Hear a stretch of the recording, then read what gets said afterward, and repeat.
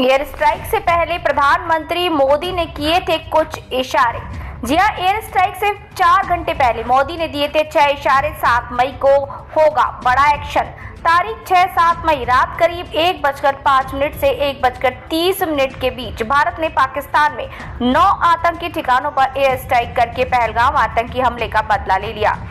Air strike से करीब 4 घंटे पहले ही पीएम मोदी ने एक कार्यक्रम में इशारा कर दिया था। 7 मई को ही भारत पहलगाम हमले का बदला लेगा।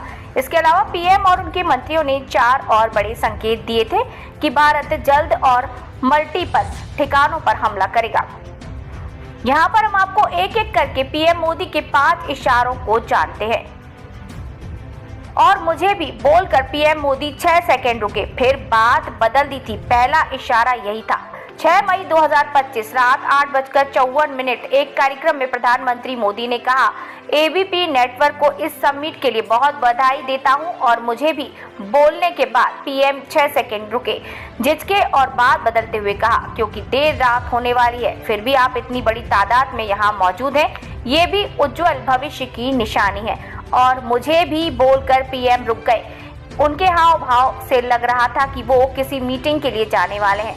फिर उन्होंने बात बदल दी। पीएम की स्पीच के करीब 4 घंटे बाद ही भारत ने पाकिस्तान में 9 आतंकी ठिकानों पर मिसाइल से एयर स्ट्राइक कर दी।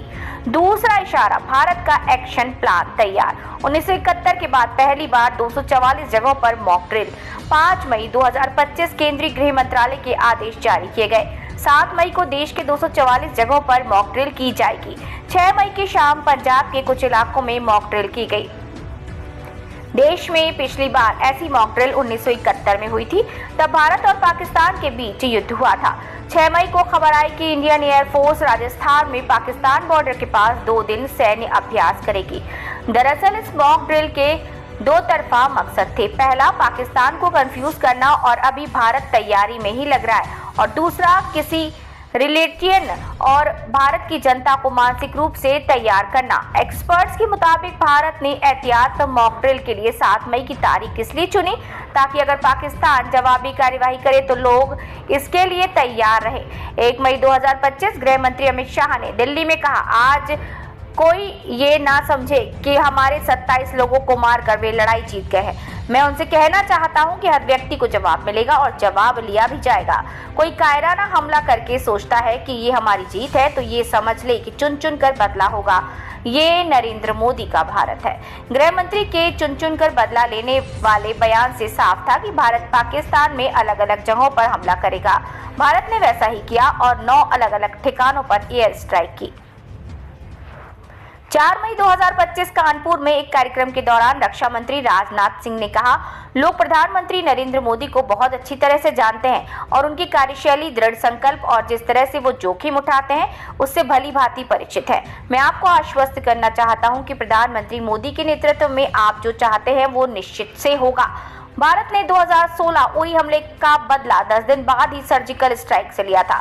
पुलवामा हमले का बदला 12वें दिन बालाकोट में एयर स्ट्राइक करके लिया गया।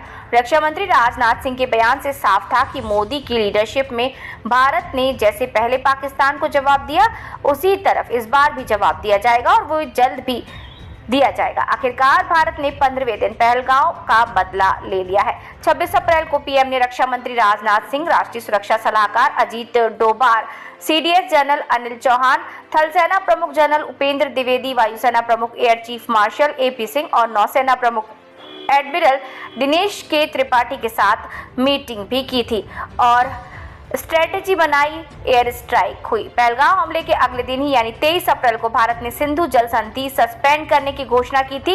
इसके 11 दिन बाद यानी 4 मई को चिनाब नदी पर बने 2 डैम बंद कर दिए। पाकिस्तान की तरफ बहने वाला पानी बहुत हद तक रोक दिया। इस एक्शन के बाद कहा जाने लगा कि भारत मिलिट्री एक्शन की बजाय पाकिस्तान को वाटर स्ट्राइक से जवाब देगा, लेकिन भारत ने 2 दिन बाद ही एयर स्ट्राइक कर दी, जिसकी तैयारी प्रधानमंत्री मोदी के जहन में चल रही थी।